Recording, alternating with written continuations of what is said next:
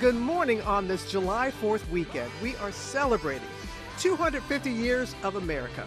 GMA went to all 50 states, showing what makes our nation so special, starting with the first state. Ginger Z diving into Delaware with the hero lifeguards at the nation's summer capital as we kick off our journey across the U.S. From the birthplace of America to the birthplace of the Girl Scouts and meeting the hometown heroes of Virginia. We want to be in the heart of the need. Plus, Michael takes us to one of the great natural wonders of the world as we make a stop in New York. Our tour of 50 states in 50 weeks was born to run, from beloved music, award-winning movies, how do you like them apples? breathtaking thrills, and delicious bites. There's so much to see, so pack your bags because our journey is just beginning this morning as we celebrate this historic holiday weekend.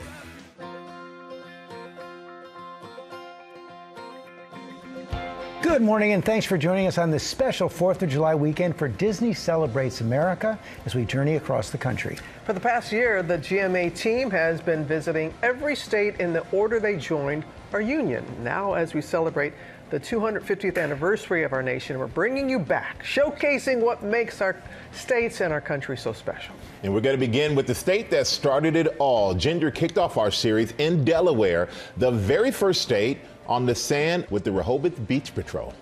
Every single summer, millions of people from all over come to visit Rehoboth Beach and put their toes in the sand and get in that water. But it is the smiling faces right behind me that keep these beaches safe. For more than a century, we got to see them in action. Take a look. When the Delaware sun rises on Rehoboth Beach, sun! So does its patrol.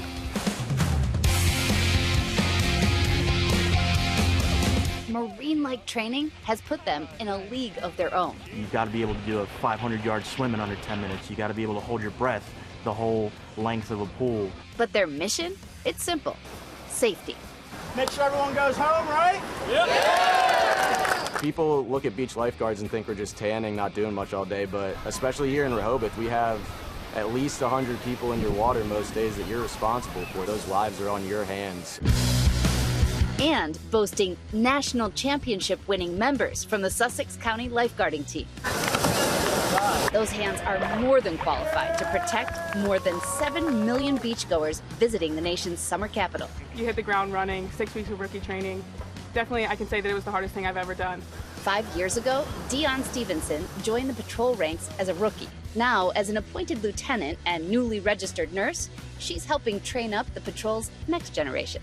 The Beach Patrol started in 1921, so we've been around over 100 years now, and it's been kind of the central piece of this community. A lot of the retired guards that are maybe in their 70s, 80s now still come around. My husband was a Rehoboth Beach lifeguard for 25 years down here, and that's how we met. These guards, the men and the women, obviously they keep our beaches safe, but the camaraderie that they formed. We use the word family here, even though it's used a lot, but when people go through their first summer here, they realize that we actually mean it. These are like 60 of my best friends that I'm happy to be able to work with every day and do hard things together, but also have fun together. To be responsible for all of these people is something that I take a huge sense of pride in. It's my home. We love all of you for the work that you do, just like first responders of all types, but right here on the beach. I'm with Captain Jeff Giles, who's the captain of Rehoboth Beach Patrol, and you've got an incredible group behind us. But I know that as much fun as we're having this morning, lifeguarding's serious business. So what makes this group so special? Because some of them are even national champions. Yes, they are. These guys put in the time and the work and the effort. And what it does is keeps passing down. So our lieutenants and our sergeants that are working the guards right now, those same guards that are rookies will also be doing the same thing 4 or 5 years down the road. That so mentorship. It's just a constant mentorship, constant staying together, taking care of each other. You'll see that we have a tattoo, E1GH, and it means everyone goes home. Nice. So, and that's very important in life, as it is in lifeguarding. And I know that you all have a tradition. Every morning you gather on the beach and somebody gives a pep talk? We give a little pep talk, and I think we might have somebody here that could do that. And we ring the bell, and that when you're ringing the bell, what it's signifying is it's time for the guards to get on the beach and do their job. So it's my turn to give your a pep turn. talk to these beautiful lifeguards that save us every single day. I want to tell you, I'm just going to turn to them. This is what I think about every day. Storms, they're part of the atmosphere, they're part of life, but they don't last forever. I am giving you all some sunshine today because you deserve it. Let's go! Everybody go! I love it. Was that okay? All right. Well, let's go last forever. Check the board, hit the beach. Check the board, hit the beach.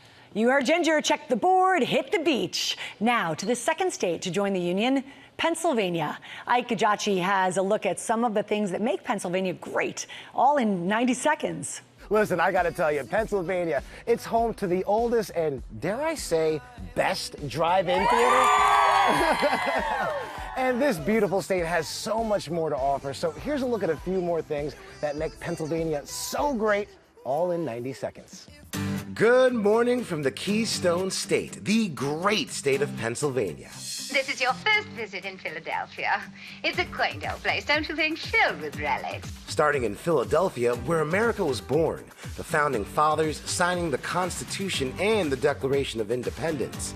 Not to mention the Liberty Bell, which once took a road trip to Allentown to hide from the British. Now, Pennsylvania isn't all about powdered wigs and parchment. It's also known as the cradle of quarterbacks.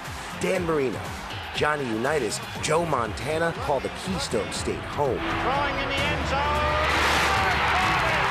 And if it's sweets you're looking for, it's off to Hershey, Pennsylvania, informally known as the chocolate capital of the U.S. And Scranton, the home of the titular office in The Office. I am Beyonce always. Pick up. And there's the famous resident rodent, too. Punxsutawney Phil! World's most famous weather predictor groundhog, Punxsutawney Phil. And it's a love story between Taylor Swift and her home state, with the legislature voting 103 to 100 to name 2023 the official Taylor Swift era in PA. Your heart was glass, I dropped it, champagne problem. So whether you're here for the champagne problems, the cheesesteaks, or the champions, the Quaker State's got a little something for everyone. Time now to head to state number 3, New Jersey. It's been known as the Garden State since the 1800s, and Rebecca Jarvis checked out Piney Hollow Farm in Williamstown to see what's growing. Yeah, it is beautiful here in New Jersey. It's been known as the Garden State since the 1800s, and it's really no wonder. Here at Piney Hollow Farm, the blueberries are delicious. What do the Avengers, Blueberry, the Abominable Snowman, A blueberry? and Willy Wonka have in common with New Jersey? It's the most marvelous blueberry pie I've ever tasted. Blueberries, blueberries, blueberries. With the town of Hamilton dubbed the blueberry capital of the world. From the mouth-watering Penzas pies at the Red Barn. We come from all over just for this pie. To the delicious Menino's Cannoli Express. We are able to provide our customers with not only a smile, but fresh cannoli, lemonade, pies, and much more. There are even blueberry adult beverages. My favorite thing about being a part of the blueberry capital world is transforming this great blue fruit into blueberry spirits and liqueurs that are enjoyed all over the great state of New Jersey. And you can't get the best food without the best ingredients. Here in Hamilton, we grow the best blueberries, man! And that's where farms like Skip Measley's Piney Hollow come into play. I'm here every day. He runs it with his kids. My grandfather lived to 92, eating the berries right off the bush, and he was on a tractor until he was 89 years old. So he's got some big shoes to fill. Special Piney Hollow knot. Get some blueberries, okay? We have customers we know by name. They come every year. I love to see the people come in. I love that they enjoy what we put out. You getting emotional? He's getting emotional. For this third-generation family-run farm, the blueberry tradition is a symbol of state pride. Blueberries in Hamilton really represent love and community, and a lot of people in Hamilton feel that way, a lot of family roots, and that just goes on and on for a great legacy for Hamilton, surrounded by blueberries. Thanks, Rebecca. Coming up, our journey across America continues this 4th of July weekend as we check out the home state of the Girl Scouts and take a ride on a roller coaster.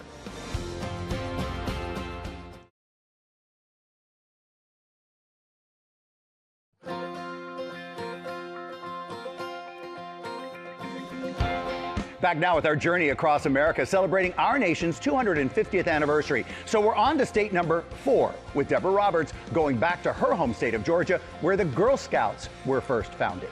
I grew up just a little north of here years ago, and I have to tell you, it's such a kick to be back in the state and to be in Savannah, the birthplace of the Girl Scouts, as you say. I spent some time with some of these gals yesterday. They updated me on the pledge, the slip knots, and everything at the Juliette Gordon Low Birthplace Museum, and it brought back so many memories for me. Phyllis Neffler, Troop Beverly Hills. Whether finding their competitive spirits with a hapless leader in the 80s cult classic Troop Beverly Hills, or an unlikely one like Viola Davis's Miss Raylene in Troop Zero. Just setting yourself up for your little heart to get broke. No, set myself up to change my whole life. Girls and scouting are at the core of so many warm American memories. The Girl Scouts have been a shining embodiment of sisterhood for more than a century, since the organization came to life in Savannah, founded by Juliette Gordon Low. Women can't even vote in 1912, and she looks around and says, we can do better for our girls. 18 girls together, ready to trailblaze paths of courage, confidence, and character. Why do you think it took off? What was that hunger for girls to be able to do something like this? I think it's two things. I think it is that girls were looking for opportunities, of course. We all want to be strong. We all want to be self-sufficient. But I think the other thing is that it was a moment in the country when people, lots of people, but particularly women, were saying, how can we make this place better for everybody?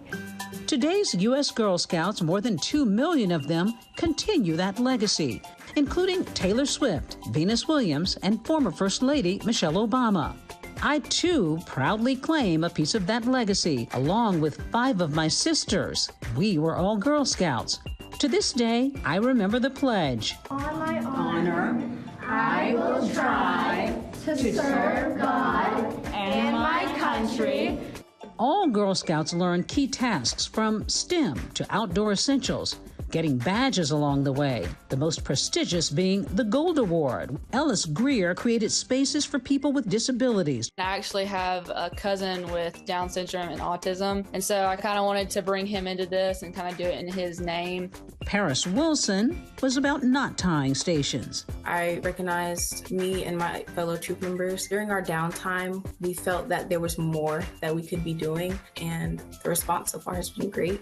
Okay, so show me, girls. I wondered if I still remembered a thing or two. Impressive. We turn now to the 5th state and my home, Connecticut. Rhiannon Alley visiting the country's first amusement park, Lake Compounce, taking a ride on the park's 100-year-old wooden roller coaster, as well as something a little calmer. This is much more my speed, guys. This carousel at Lake Compounce, you can't come here without riding it. Built in 1911. But there are so many fascinating facts about the state of Connecticut, from the world's oldest constitution to the most nominated, Oscar-nominated actor in history. So much history, but also some delicious eats as well. Wait until you hear about New Haven pizza. Here's the best about Connecticut in 90 seconds. Welcome to Connecticut, the state that gave us one of the most iconic movie stars of all time, Katharine Hepburn. Nicknamed the Constitution State, historians believe that the world's first written constitution was created here by settlers in the 1630s. It's also home to inventions like the first submarine used in combat, the Turtle, launched against the British during the American Revolution, and classic American games like Frisbee, originating from students at Yale University throwing pie tins in the air. Speaking of pie, when in the self-proclaimed pizza capital of the world, you have to grab a slice. GMA took a trip to the so-called Holy Trinity back in 2021. Modern. We're famous for the Italian bomb. It's kind of like everything on it, 3 meats, 3 vegetables. Sally's. This oven that we have, it's a very unique coal-fired oven. We call it the magic oven. and the oldest of them all, Frank Pepe's. Just all the fresh ingredients of a fresh clam on a fresh pizza. The first to put New Haven on the pizza map thanks to its white clam pies. Just a few blocks away, Louie's Lunch is serving meals with a side of history. It's known as the birthplace of the hamburger, and you'll never find a Connecticut resident putting this on their lobster roll. Here in the Nutmeg State, it's just lobster and butter, famous for being served hot. There is a lot more ahead on our journey across America, making stops in Massachusetts, Maryland, and more as we celebrate 250 years of our nation.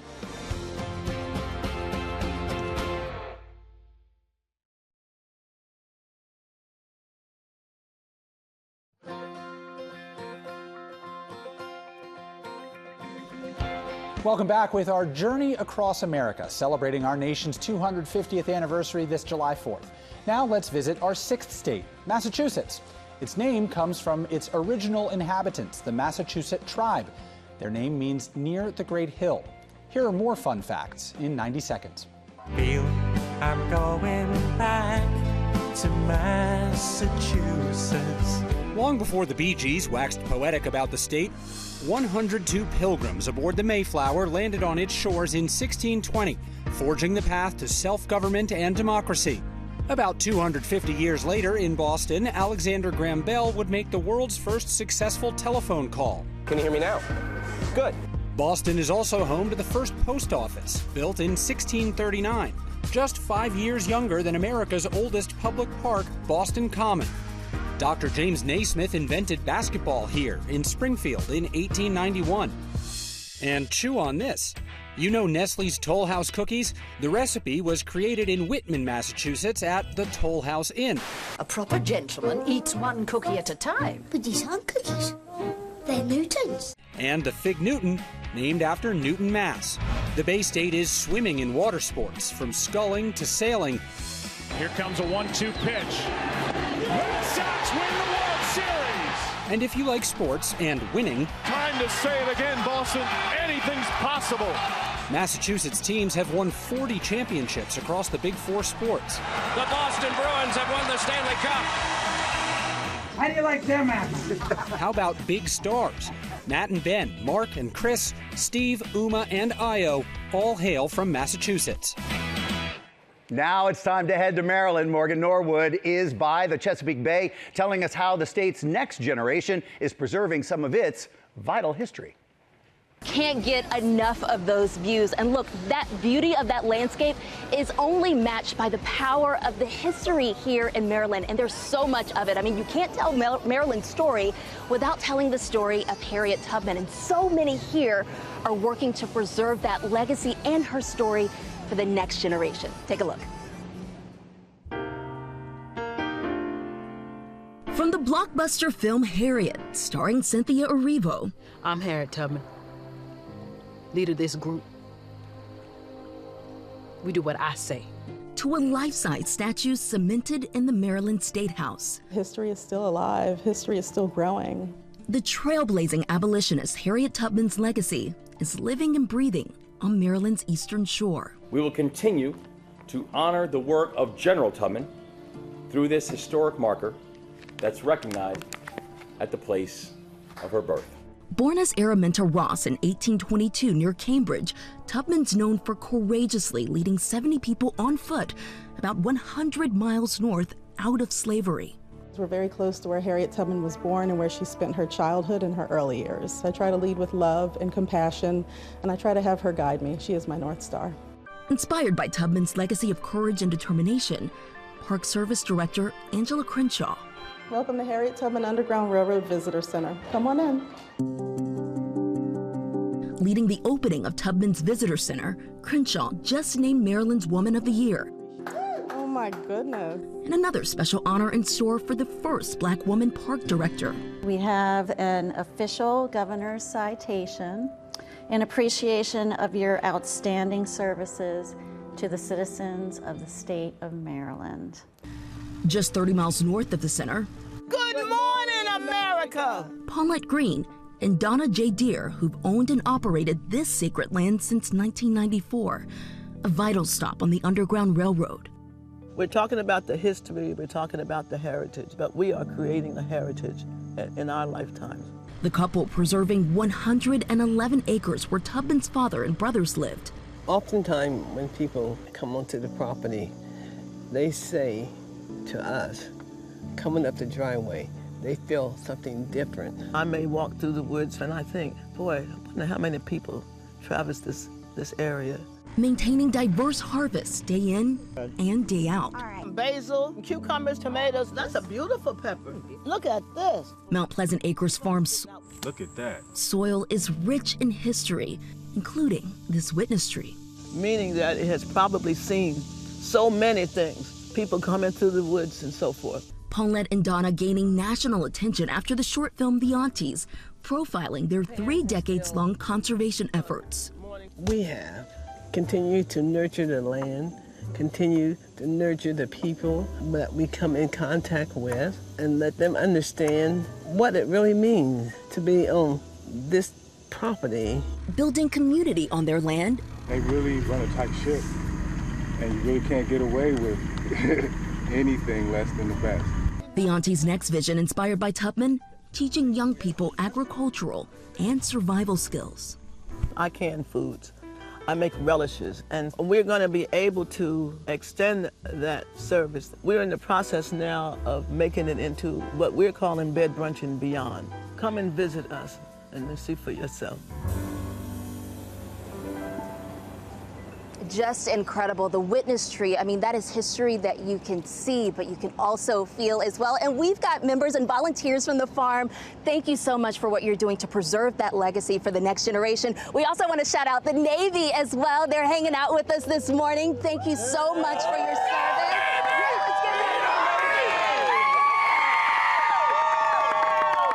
Guys, what a crowd. Thank you so much, Morgan, and what a wonderful crowd there in Maryland. Right now, though, we want to go to Will Reeve with another great crowd, this time in South Carolina, bringing us to Clemson University. Hey there, what you're seeing here isn't just school spirit at Clemson, but state spirit. There is so much to love about South Carolina. The history, the things to do, and, of course, the food.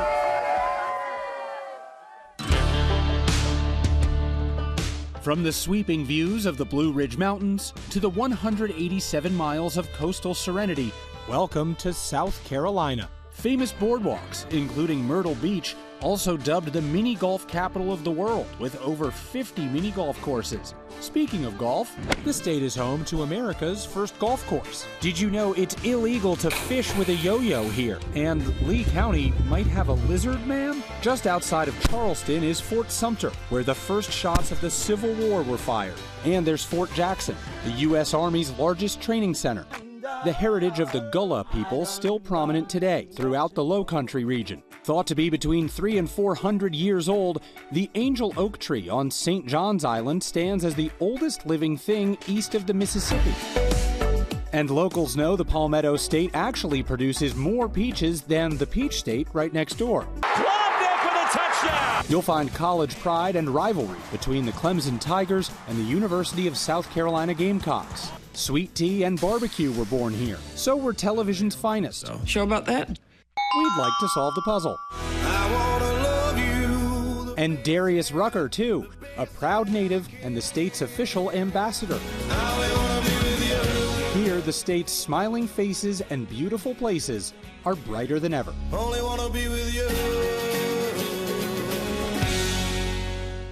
So South Carolina is home to Clemson, of course, and we thank all the folks here at Clemson for being so hospitable, but the state also has 61 other colleges and universities, but it's hard to beat this place, these people. Thank you for the hospitality, guys. Let's hear it for Clemson. Let's head to our ninth state, New Hampshire. Stephanie Ramos is taking us to the top of Mount Washington, where you can see 5 states and Canada on a clear day, as she tells us what makes the Granite State so special.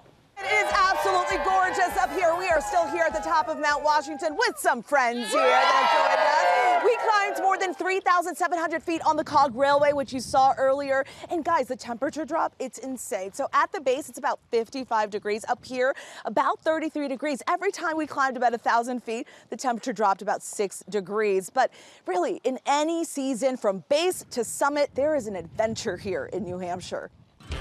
17 football fields back to back, 628 cars bumper to bumper. That's the height we're talking about at Mount Washington. It's the highest peak in the entire Northeast, and one of the things that makes New Hampshire, New Hampshire. Visitors and residents can enjoy hiking or biking and can even drive up to the top on the Mount Washington Auto Road. Our customers used to travel from all around the world to experience a 7-hour grueling round-trip journey in one of our mountain wagons. While mountain wagons are out, the Cog Railway is still in and operating, the oldest of its kind in the world.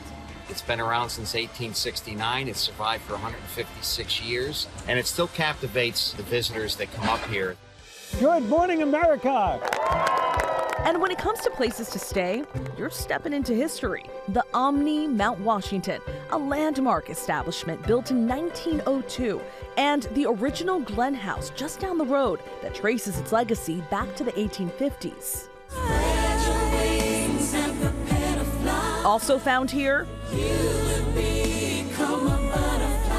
one-of-a-kind butterflies, the White Mountain Arctic and White Mountain Fritillary, a point of pride for the people here.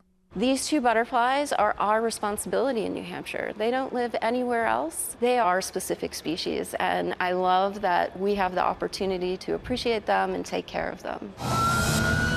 And taking care of the people. That's where New Hampshire Fish and Game comes in. Their team makes on average 180 rescues a year.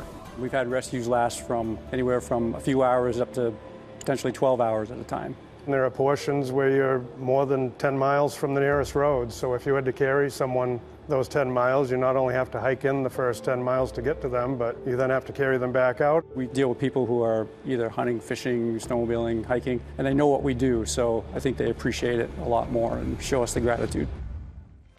Our journey across America is just getting started. Here's Ginger Z sharing the story of an incredible Virginia nonprofit providing meals to people in need, and Michael bringing us to Niagara Falls in New York.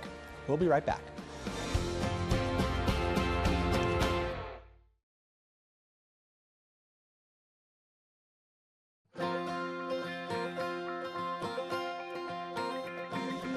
Welcome back to our journey across America. We're reaching double digits as we visit the 10th state to join the Union, Virginia.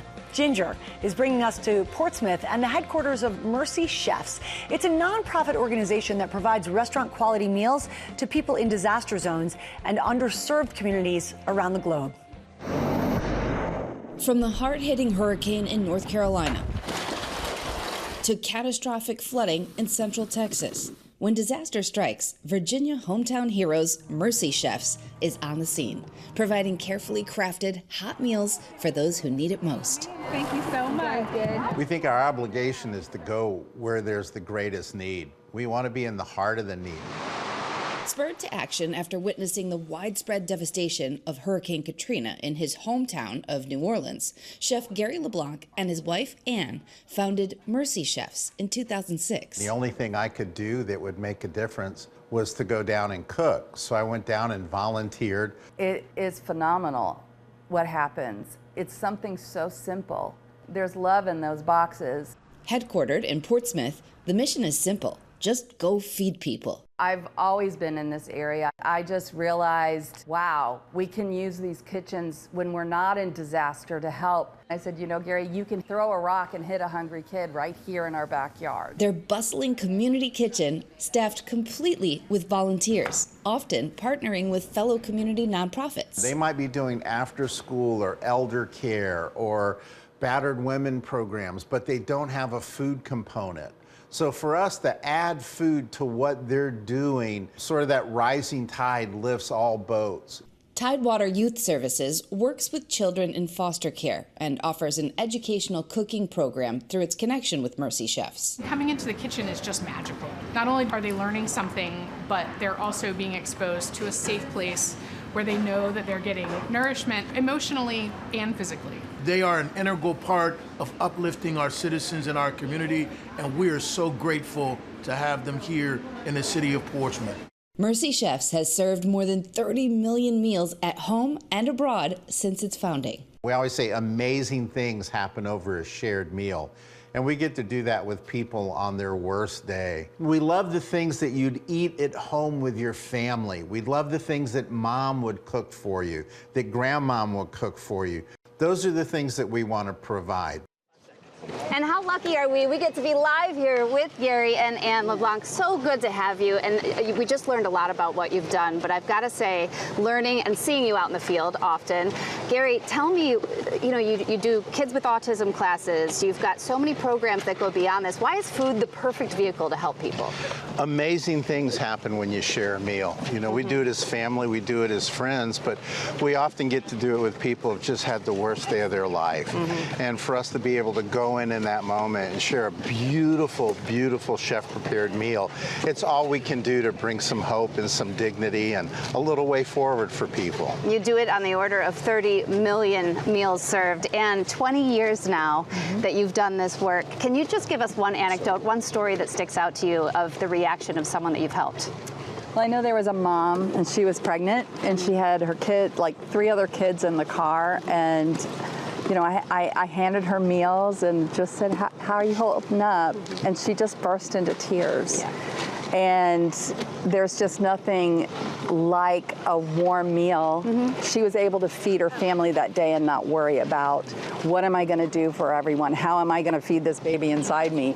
And there's just really nothing more rewarding than seeing that face light up. And it's a moment of normalcy. So in the midst of disaster or in the midst of difficulties in their lives, out of our community kitchens. Many faces light up because of you too. Good job, Ginger. Now let's head to New York with Michael taking us to Niagara Falls, a place of both natural beauty and some deep spirituality. The name Niagara comes from the Iroquois word that means thunder of water. The Iroquois are just one of the many nations of indigenous people in this region, and we spent some time with another one of them, the Tuscaroras, and found out why this land is so important to them. More than 700,000 gallons of roaring water rush from Niagara Falls every second. To stand in its presence is magnificent. It's also a hugely spiritual place. We understand that there's certain power there, and I think we can all feel it when you go to the falls. You can feel it in the air. It's an energy generations of the Tuscarora Nation, who historically settled in the Niagara Falls region, revere. This is a photo of Chief Henry Guerra. He was the chief who held the title Seguritre before me. In 2020, by nomination of his clan mother, Brennan Ferguson transitioned into the role. It's an ancient tradition that we still uphold. Really what you're doing is you're trying to relieve the grief of a community that lost leaders. And then at the end of it, you can stand up new leaders. 5 years into what is a lifelong appointment, Chief Ferguson is now tasked with upholding and caring for the things his people hold dear, like the falls. There's 2 main points: our connection with the rest of creation, nature. We have these other parts of the world, for us to use to survive. And we're just thankful, and we acknowledge. It's really evident in our ceremonies and in the language and even in our treaties. And each of us have equal rights to it. But none of us can exploit it. We can't take more than we need. Along with the rest of his community. What's great is all the names. You can see who lived where and follow your family.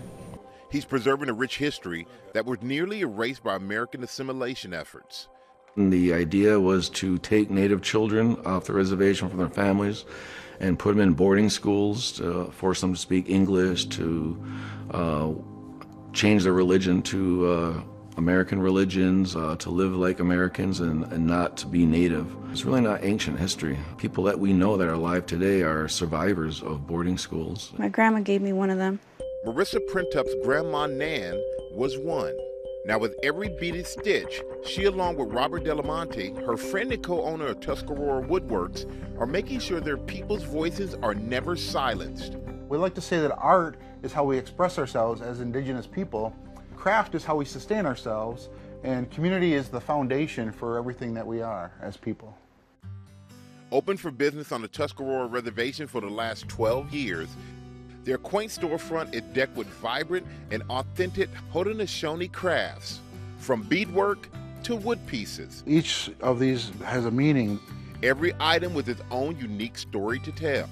We're not profit-driven at all. We feel we have a responsibility to give back to our community that supports us, to uplift Indigenous people, to teach both Indigenous and non-Indigenous people about our culture, about our ways. Their shared hope with leaders like Chief Brennan and Vince is that their work in preserving and educating others about their ways serves as a reminder to their people and the world. An old phrase that shows up a lot in ceremonial language in Tuscarora is Chwet Nayigwat Nawadi. And it means we're still moving around. And what that means is that we're still here, we're still making cornbread, we're still planting corn, we're still singing our songs, and it's still happening. And that's what keeps us alive as a people, and that's what's gonna keep us going into the future. I am here with Aaron Printup, who is a member of the Tuscarora Nation Beaver Clan, and a group of dancers from the Tuscarora and Seneca Nation. They're performing a traditional fish dance for us right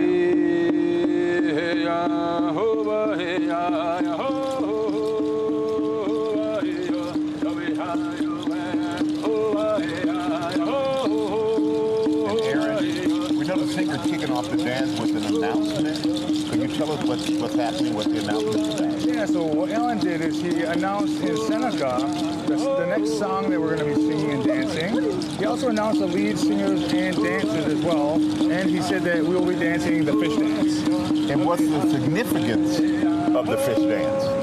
So the fish dance is one of our many social dances that we have among the Haudenosaunee. And our social dances are meant for entertainment, enjoyment, and really creating a sense of community and interaction among our community members. And when you hear fish dance, why would you name it fish dance? Why is it called fish dance? So this dance, the story goes, it originated because our people really appreciated the fish, which was a part of their sustenance, a part of what helped to support the life of the communities. And so this dance symbolizes, if you watch at certain points, the dancers weave in and out. Yeah. And that kind of symbolizes what they saw with the fish as they swam up the rivers, spawning as well. And even the direction in which they dance is important. Yes, with our social dances, we always dance counterclockwise. In the Haudenosaunee belief, we believe that that's the direction that life goes. And you only go counter the other way in death? Is that yeah, certain ceremonies we have where we dance the counterclockwise ways also. Okay, well, it's absolutely beautiful, and like I said, it's a very social dance, community dance. Yeah. And so Alan knows many of our social dance songs. We have 20, 25, 30 different types of social dances, and this dance here has about, let's say, 30 to 45 different songs that Alan's running through his repertoire on right now. 35 to 40 different songs. Yep.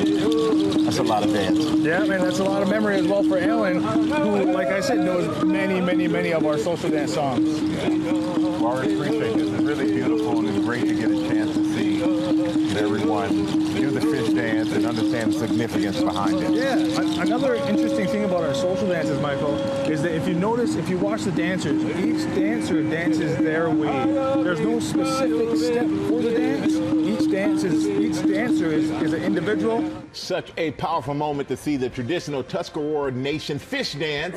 You know, and I'm grateful to Aaron Printup and the Tuscarora and Seneca Nations for sharing it with us. We have a lot more ahead, bringing you the Tar Heel State, the Green Mountain State, and the country's smallest state. And get ready for some Hoosier hysteria. We're headed to Indiana with a look at the state's love of basketball. All that and much more ahead. We'll be right back.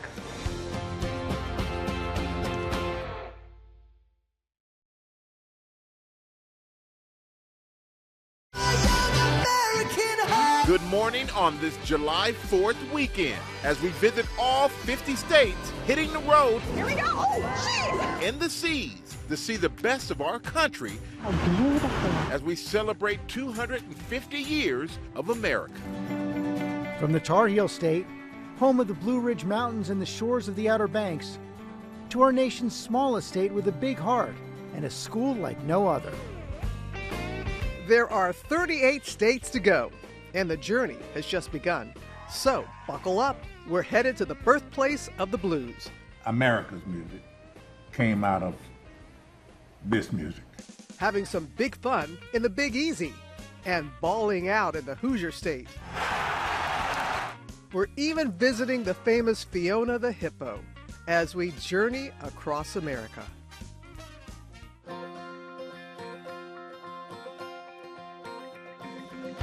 Good morning, and thanks for being with us this holiday weekend as we journey across America. For the last year, GMA has been counting down to the country's 250th birthday by visiting all 50 states. We're up to state number 12. Lori Bergamato brings us to North Carolina, showing us the natural beauty and musical history that makes it special.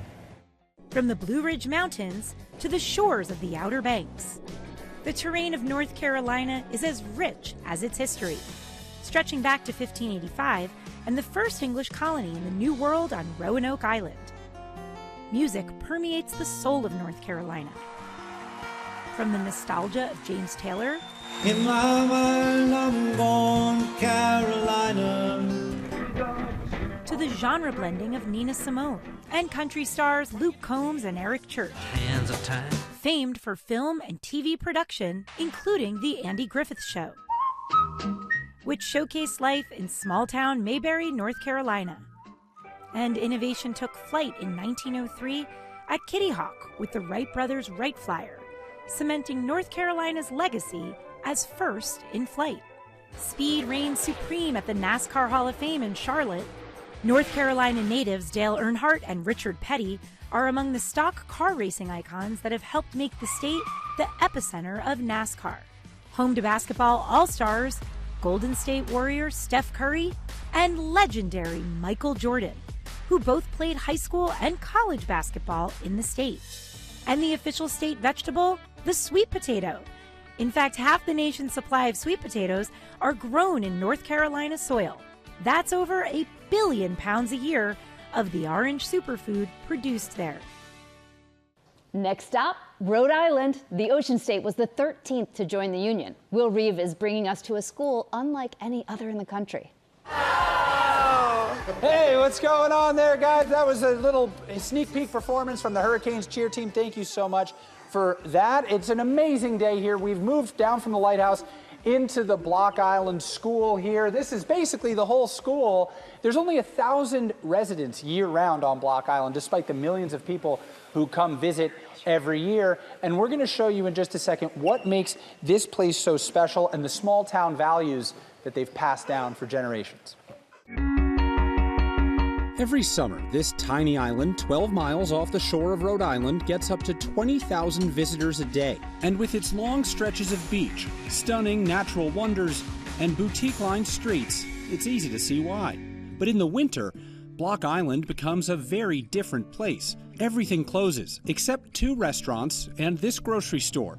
Even on sunny days, gale force winds routinely blow off the cliffs, resulting in ferry trips like this one. And life for the 1,000 hardy souls who make this island their year-round home shifts to a brick building in the middle of town, the Block Island School, where for more than 90 years the children of full-time residents attend kindergarten through 12th grade. Everyone was showing Sophia eye contact. This is what an average grade looks like, between just 5 to 7 kids.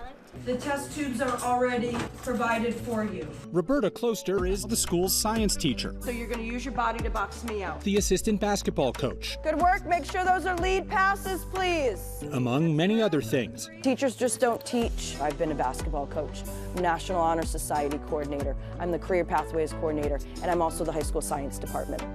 And I work at 3 different restaurants. So for me, I'm doing that for my family and my community so that we can live here. Despite there being only about 20 girls at any given time enrolled in the high school, next group, almost all of them participate in school sports, sharing a special team bond hard to find anywhere else. Some of these girls I've known since I was born, and they're some of my best friends. I see them all day, every day, and so we definitely have a really tight relationship. My favorite thing about being on a team on Block Island is the fact that it's not huge like a normal high school on the mainland. It's a nice, tight-knit community. But being a player here isn't easy. Good job. 1 or 2 injuries and the team won't have enough players to compete. Away games become an ordeal. Scheduling the ferry, then a car ride, which can be up to an hour. Block Island just really allows you to become a really resourceful person. You're trying to find ways to get your homework done and maintain your academics and also be in the gym and focus on basketball, all while living on Block Island and all of those logistics. Through island living and sports, these girls learning lessons that extend past the classroom. The importance of hard work, perseverance, and grit, and doing it all with a smile. They're just a committed group of girls that uplift each other, and they're kind, and they help one another, and they just, for the love of the game, they come together as this basketball family and put their best foot forward every single day. Kings on three. 1, 2, 3, Kings! All right, everybody, let's give it up for Coach Closter and the Hurricanes here.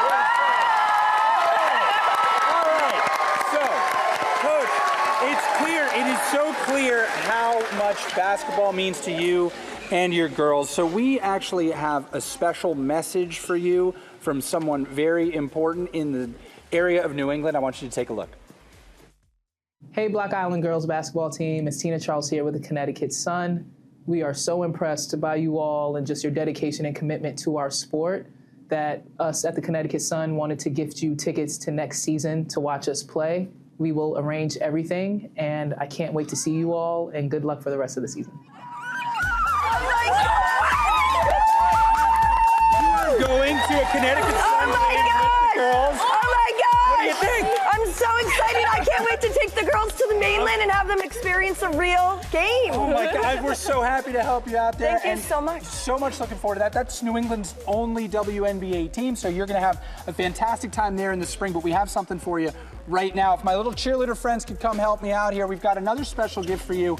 This is, thank you so much, ladies, $5,000. Oh my gosh! Oh my gosh! From our friends at Donors Choose. Our friends at Donors Choose want to help you get the equipment that you need for supplies, for your students, for your team. So that is $5,000, whatever you need for school this year. How is that going to help? I'm speechless. I mean, as you can see, you know, we love our community, and there's so much that we can do to enhance our program, and this is such a grateful gift, and I'm speechless, and I just... Awesome. Well, well-deserved. Thank you all for having us. Another cheer for the Hurricanes here. Okay, well, now let's go to Vermont. Millions visit every year to see the breathtaking foliage, but Maggie Rulli is bringing the views to us instead, sharing some of the Green Mountain State's history. Welcome to Vermont, the Green Mountain State. Small in size, but rich in beauty and history. Known for its early progressive policies and independence, Vermont helped lay the groundwork for American democracy. In fact, before joining the Union as the 14th state, Vermont operated as its own sovereign nation for 14 years. The Republic of Vermont, as it was originally called, had its own constitution that abolished slavery nearly a century before the rest of the country, expanded voting rights to black men, and had its own currency and militia. And cheer, cheer, the Green Mountaineer.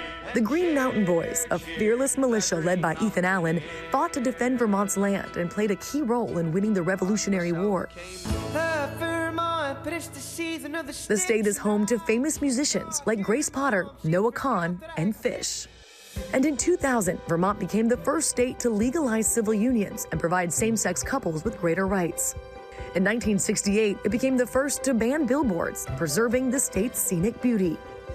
And that beauty is undeniable. Just ask the over 2 million leaf peepers that visit the state each year to catch a glimpse of its fall foliage. Its beauty and sweet treats bring visitors back year after year, like cheese, ice cream, and of course, maple syrup.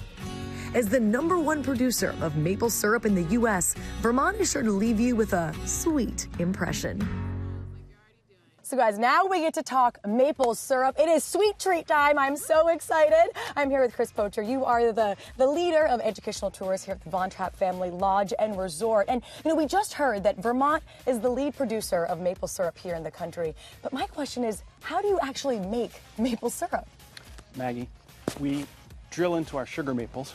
We hammer in a hollow metal spout. This is what you use, incredible. Hang a bucket on the hook, gather our maple sap, bring it down to our sugar house, boil it down in our wood-fired evaporator. 40 gallons of sap makes 1 gallon of syrup. So this is precious right here, what we're looking at. Vermont this is gold. sweet and Vermont gold. I like that. But you were explaining this to me. I didn't realize this, that there are different types of maple syrup. That is correct. Sort of see the different colors right here. What do they all mean? Yep. So this is our sample, but these are our ones that we grade with.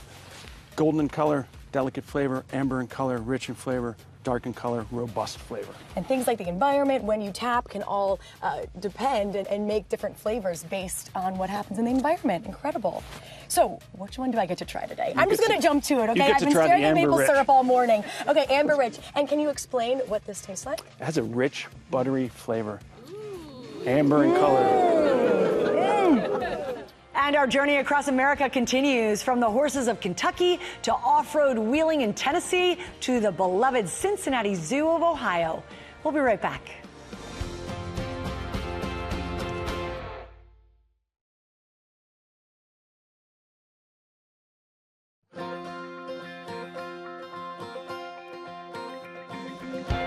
We are back now with our journey across America as we head now to state number 15. Kentucky is known for its love of horses, from Churchill Downs to the special farm that we are about to see. Rhiannon Alley is bringing us there and introducing us to some new friends. Yes, I'm making some new friends. How lucky am I, you guys, to get to spend my morning with these magical creatures and all these wonderful volunteers.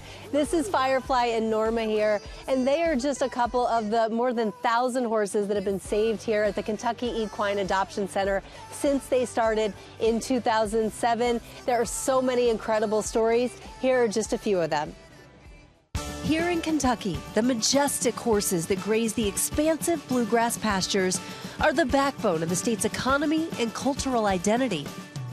Horses are woven into the fabric of everything we do. Just outside Lexington, the horse capital of the world, one nonprofit is giving these beautiful creatures a new lease on life. The Kentucky Equine Adoption Center, we rescue horses, we retrain them, and then we look for their forever homes. The sprawling 72-acre farm currently has 30 diverse horses up for adoption, and anyone in the country can apply. We have horses that are rideable, we have companion horses, we also get horses that come right off the racetrack. Also providing refuge for horses facing abuse or neglect, like Pixie Sticks and Firefly, two foals who were on the brink of starvation. The adoption center recruiting 2 nursing mares, English Belle and Norma, to feed the young thoroughbreds and to serve as their new moms. Just to see their engagement and their growth, it's really been transformational.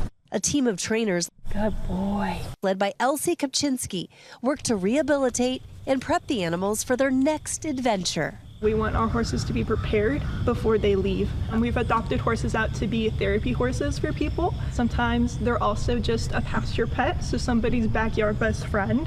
Romero, once a wild horse from eastern Kentucky, now has a forever home with Amy and her 13-year-old daughter, Emily. I thought he was super sweet, and he had such a big personality, and I knew he was going to fit in really well once he came home with us. Everything about him was perfect. He was the perfect size, the perfect build. He was gorgeous. He has brought a lot of joy for us. At the adoption center, every horse has a story. These animals are so special. They have big hearts. They all deserve a second chance. They may have been knocked down, but they're not out. They may have been knocked down, but they are not out, as you can see. We have Carrie Wood here. Carrie is the executive director here, doing such amazing work. Thank you for sharing the stories of Firefly. And this is Firefly's nurse mare, which is basically like her mom. Exactly. She stepped in as a mom. This is Norma here. And we know how important the mission is here at the Kentucky Equine Adoption Center. Tell us how horses like Firefly and like Firefly and Pixie Sticks that we saw in the piece, how they come here.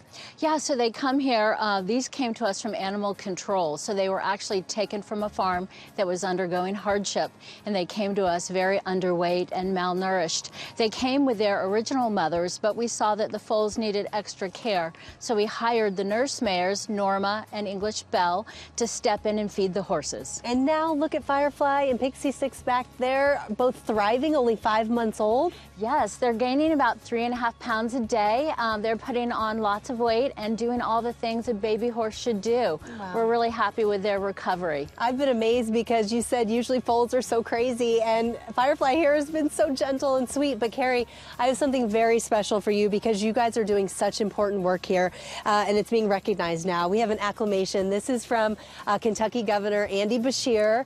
This is honoring the work that you guys are doing here, all the horses that you guys have rescued. Oh my gosh. This is for you. Thank you so much. Yes. We are honored to accept this on behalf of the state of Kentucky and all of our horses. Thanks, Rhiannon. Let's make our way now to the volunteer state. Rachel Scott made a visit to the country's largest privately owned off-road park. Here we go. Oh, jeez. Just one of the great things about Tennessee. Well, I'm still feeling the adrenaline rush here at Rinrock Park, the largest privately owned off-roading park in the country. It's one of the many things that makes Tennessee such a special state, but here are some others. Take a look. This morning, we're rolling on the river, all the way to Tennessee, home of Tina Turner. In my Tennessee mountain home. Dolly Parton. I said my name is Sue. How do you do? And even a boy named Sue Johnny Cash. Music's deep roots stretch throughout the volunteer state. From Bristol, the birthplace of country music, to Nashville, the heart of the country recording industry, and to Memphis, where Elvis Presley recorded his first hits.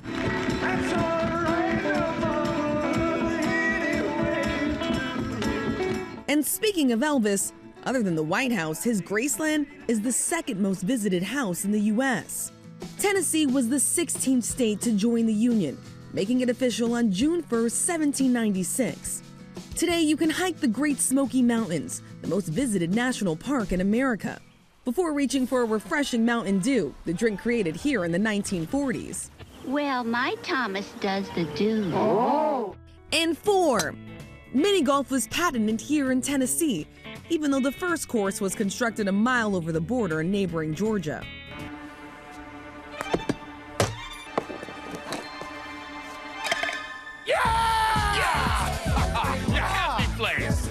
Our happy place, Tennessee. Up next on our journey across America, state number 17, Ohio. Whit Johnson is bringing us to the Buckeye State for a wild time at the beloved Cincinnati Zoo. We've got a great crowd here at the Cincinnati Zoo, don't we? Everybody's very excited, celebrating its 150th anniversary. They've got all sorts of animals, from aardvarks to zebras, plenty of baby animals as well, including a pair of black bear cubs. And today, for the very first time, the public will be able to see them, and we're going to reveal their names right here on GMA. Take a look. One of the crowning jewels of the Queen City, the Cincinnati Zoo has welcomed thousands of baby animals over its 150-year history. The newest, 2 orphaned American black bear cubs. There's a black bear that is named Juniper, and the cinnamon brown bear is named Hazel. Making their debut to visitors today, after GMA, of course.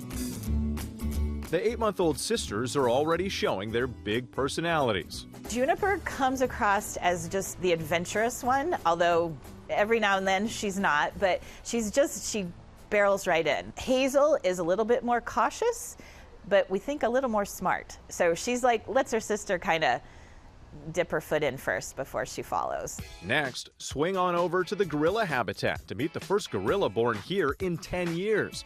1-month-old Mboka Joe and his mom Gladys. Everybody, including the gorillas and her family troop, are very excited. Gladys has been very engaged with the visitors and showing off her baby a lot. But the most famous animal that calls this zoo home, Fiona the hippo. She was only 29 pounds when she was born. Typically, a hippo calf is closer to 75, even 100 pounds. And she was too weak to stand and nurse. We decided to hand raise her, and we took everyone along with us for her struggle and her fight to survive. People have been following her since day one. And she's almost 9 years old now, and people are still coming from all over the country to see her, and even the world. So she's come a long way. And I'm here right now with Wendy Rice, one of the team leaders here at the Cincinnati Zoo. We've got a delicious plate of breakfast here for the baby otters. Tell us about the otters. We're going to feed them, right? Yeah. There are 4 pups here. That's right. What do I do here? Just a handful? Yeah, grab like a handful and kind of drop it over the edge there. All right, we've got Scuttles, Puddles, Splash, and Ripple. And Ripple. Yeah, yeah. How do we get them over here? What's the? Let me grab their otters. Otters. See, she's the expert for a reason here. Otters. Here, let me get in there with you. So as we're waiting for the otters to come over and eat their breakfast. Talk to me about this. Oh, here we go. Here we go. Oh, there we go. And mom and dad are in the mix too, right? That's right. Moonty and Flounder are mom and dad. And tell me about this species of otters, right? Because they're actually born, they don't know how to swim at first, and mom and dad have to teach them, That's right? right, yeah. So these are Asian small-clawed otters. They're the smallest species of otter. And when they're born, they're pretty wimpy. They can't do a whole lot on their own. They spend the first 10 weeks or so inside of the den. And after that, they come out and mom and dad start introducing them to shallow water, kind of teaching them how to swim and get around, teaching them how to catch their own food. Can I keep feeding them? Is Yes, that all please right? do, All right. yes. So I want them to like me. Yes. Right? They have like really fast metabolism, so they're actually eating meals every 2 or 3 hours, and all of that's coming back out after about 2 or 3 hours too. Okay, yeah, they are so cute, by the way. And I'm taking a look at these paws because they're very unique. Tell us why. Yes, so Asian small-clawed otters are one of 3 species of finger otters. So they have partial webbing, so the digits at the end of their fingers are pretty exposed. Don't worry, guys. There's more where that goes around. Right. There we go. It means that they're Eat up. incredibly dexterous, and they actually use their hands to catch their food instead of using their mouth. So you're going to see them handling things with their hands, kind of reaching around, grabbing snacks. Definitely very dexterous little animals. And of course, this is a big 150-year celebration. That's right. Tell us what the public can see when they come here right now. Yeah, so here at Siamang Point, you'll see our Asian small-clawed otters out here, and they'll actually be joined by a pig species called a babirusa. We also here at Siamang Point have our Siamang gibbons that you can see, and we have rhinoceros hornbills as well. And then all of our other amazing animals and all the other habitats, including our new black bear cubs. That's right, yes, and we just revealed their names for the very first time. Yeah. Wendy, thank you so much. We appreciate it. My pleasure. I got a couple more bites here. All right, guys. Scuttle, is this for you? I think so. Wendy, thank you so much. Appreciate it. Thanks for having us. Thank you, Whit. And coming up on our journey across America, we're letting the good times roll as we head to Louisiana and check out Indiana's Hoosier hysteria.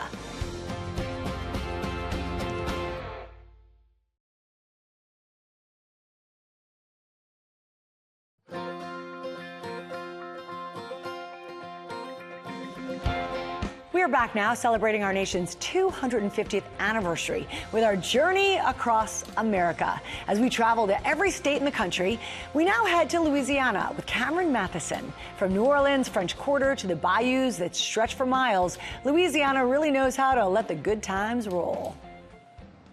Get ready for an adventure from the prairies to the bayous. There's no state quite like Louisiana. The boot-shaped region, part of Louisiana Purchase under President Thomas Jefferson, which set the stage for it to become the 18th state to join the Union. Today, Louisiana is a melting pot of rich history, culture, and celebrated cuisine, including soul-soothing comforts. And sweet treats like beignets, a favorite in The Princess and the Frog.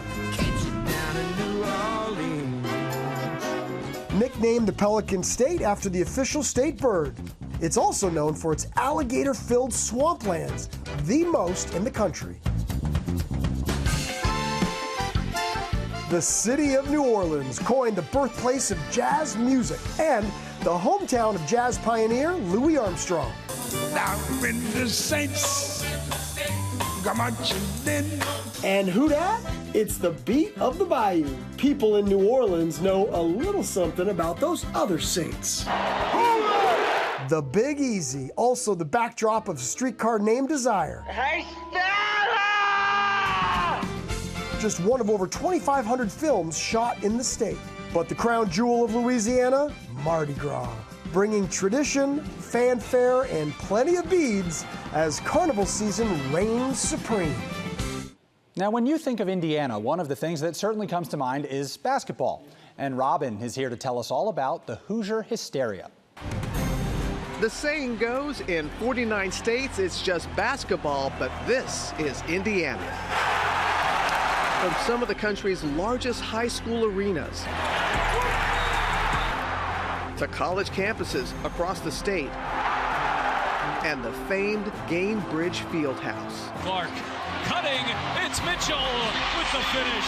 Burton for three. Indiana's passion for basketball is undeniable, known by many as Hoosier hysteria, depicted in the film Hoosiers. Let's go. Put him in, Ollie. Hall of Famer and Fever legend Tamika Catchings knows this phenomenon all too well. Tamika Catchings, if there is a superwoman, we are seeing it tonight. I love our city. Our fans are amazing. They continue to come out and support in so many ways. Since leaving the league, Tamika says she's enjoyed watching the WNBA gain the notoriety it's always deserved, with her former team a large part of the conversation. 15 years you played for the Fever. You are a Fever legend, and you know the excitement surrounding the team right now. I don't want it to be a wave. This should be the trajectory, the upward trajectory of where we're going. When you look at the Fever the last couple of years, obviously the addition, bringing Caitlin here, having Aaliyah, Kelsey is balling out right now. Tamika's legacy shines bright in a new mural in downtown Indy. You don't come somewhere like to have a mural. You come on the basketball floor like to win championship. I was like, oh, I'm old hat now, right? I'm old, but it's a blessing, it's amazing. Indiana's basketball roots run deep, much like those of its own coach and innovator, Tony Hinkle. He coached basketball for 50 years. He coached football for 45 years, and he coached baseball for like 43 years, all at the same time. He's an icon. He's a teacher of men, and he was a great man. Tony was not only celebrated for being a three-sport star and revered coach, he's also known for his work with Spalding to help develop the orange basketball. It was a brown basketball when he first started coaching, and there was a vision issue that you really couldn't see it. Spalding got together in 1956 and talked about going to an orange basketball. They debuted in 1958. It was one of the greatest upsets in NCAA history football. His family says Tony's real goal was about way more than winning. More than basketball, just making the connections and making men out of boys and instilling them certain values that carry them a lot longer than the game actually carries them. Okay, now let's go to Mississippi. Steve Osunsami is bringing us to the 20th state in our list, which is the birthplace of American music. We've been jamming all morning. Good morning to you all. Good morning to you from the Mississippi Delta, from Clarksdale, Mississippi, from the Ground Zero Blues Club. This is one of the oldest juke joints in America, and as you can see from the walls, if you can take a look, a lot of life has been lived here. A lot of good music has been made in this very place. Here, the blues is more than music. It's how they mourn. It's how they celebrate. And that's what we're doing here this morning in the place where the blues was born. It's the traditional black music born in the Deep South, celebrated this year in the movie Sinners. Somebody take me in your arms tonight. Now the highest grossing original horror film of all time. With its electric guitars that sound like they're crying and bass lines that feel like they're jumping. This is the blues. And it gave the world everything we know about rock and roll and R&B. The cradle of this sound is proudly here in the Mississippi Delta, where Jimmy Duck Holmes is a bluesman and a legend, guarding the spirit of this American art. Blues is the foundation of all of it. Regard how you turn it around, as long as there's music, blues gonna be there. That's why it would never disappear. We gonna party. He's a Grammy Award nominee and the last of the famous Bentonia blues musicians.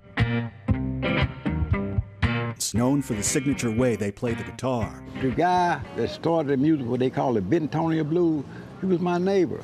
First guitar I put my hands on, 1957, belonged to Henry Stuckey, and they called him the father of the Bentonia blues. He's been managing this juke joint, the Blue Front Cafe, since he was 9 years old. His mother and father, former sharecroppers, built it from the ground up. It's like a prime location. Like you can just say Bluefront, everybody knows where to go. I'm 78 years old. I was 1 year old when my mom started this place.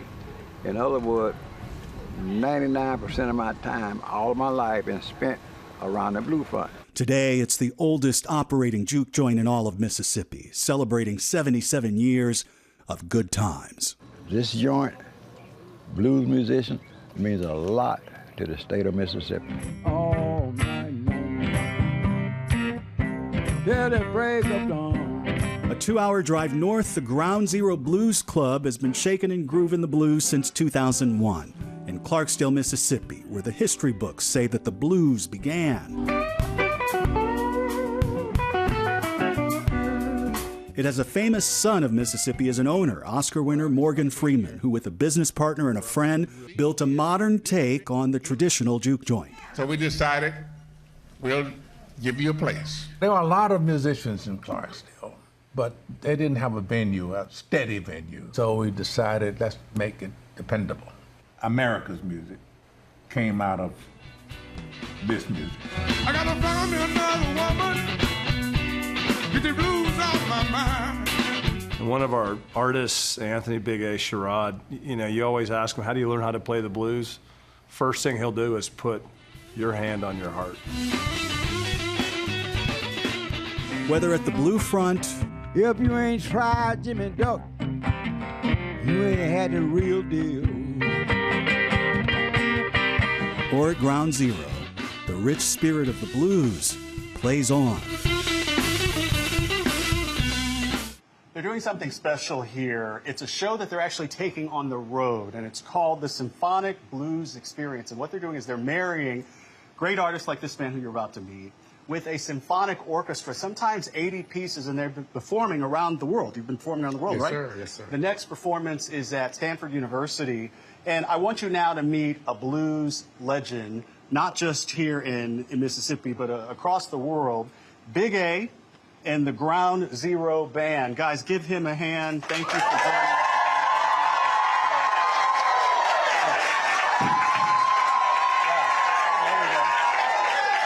Yeah, oh yeah. They love you. So I met someone here who told me that when people here sing the blues, when we talk about musicians here, that it's different, that you guys really mean all of these words.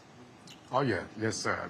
No, sir, on my point of view of it, I play what I feel, so what I feel comes from my heart. So when you reach somebody else's heart, what you got at A+, right? So close to 100. Well, thank you. We want to hear something. You're going to play something for us, right? Yes, so this is a song I wrote. Okay, song you wrote called Tried and Tried? Yes, sir. And you're going to take us to the break? Yes, sir. All right, thank you. Let's hear it. Everybody.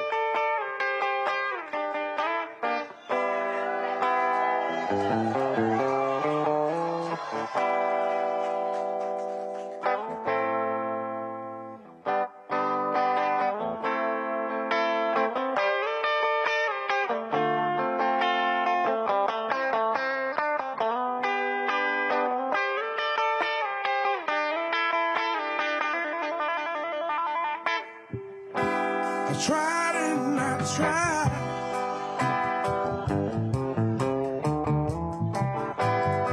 to understand.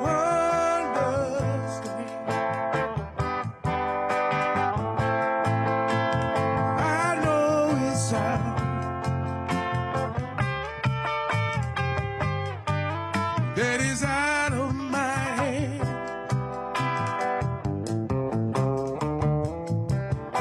Now it's up to you, baby, to make up your mind. What an incredible performance from Big A and the Ground Zero Band. Thanks, Steve. Coming up, we have 30 states to go in our journey across America as we try some of the delicious food of Alabama and go deep into the underground caverns of Missouri.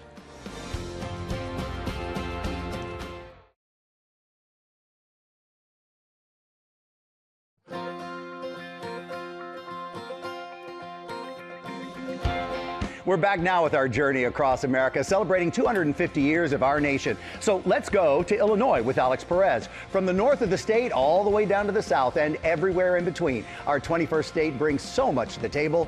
Let's take a look. Welcome to the Prairie State, also known as the Land of Lincoln. Illinois joined the Union on December 3rd, 1818, becoming the 21st state, home to influential figures like the Obamas, Betty White, Miles Davis, and perhaps most notably, entertainment juggernaut and household name, Donald, would you mind helping with a demonstration? Oh, sure. I'd be glad to. Walt Disney, who still holds the record for most Oscars won by a single person. And big things are happening in the small town of Casey, boasting 12 of the world's largest items, including the biggest rocking chair. The Midwestern state is also a favorite backdrop for iconic John Hughes films like Home Alone. Where do you live? Can't tell you that. Why not? Because you're a stranger. Ferris Bueller's Day Off.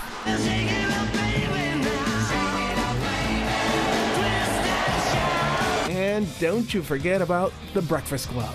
Does Barry Manilow know that you raid his wardrobe? And there's America's third largest city, the starting point of Route 66, an emblem of road trip culture. Chicago is famous for the arts, rich architecture, unique style of pizza, and the annual Magnificent Mile Lights Festival, the Windy City's holiday celebration and the largest nighttime parade in the U.S.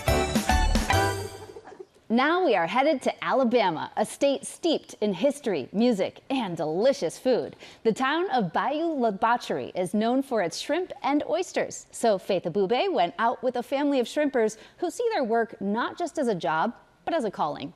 We're preparing a feast this morning. We're inside the restaurant of Catalina Restaurant here in Bayou La Batre, a very special place this morning. This is where seafood lovers come to get some amazing dishes. It's a family-owned restaurant. They've been running this for generations. This is Bayou La Batre. They're known for shrimp and oysters. We were able to go out with some shrimpers earlier, and we wanted to learn about their jobs. And what we did learn was that it's more than just work. It's a calling. For Patrick Gormandy, we work the edges of Mobile Ship Channel.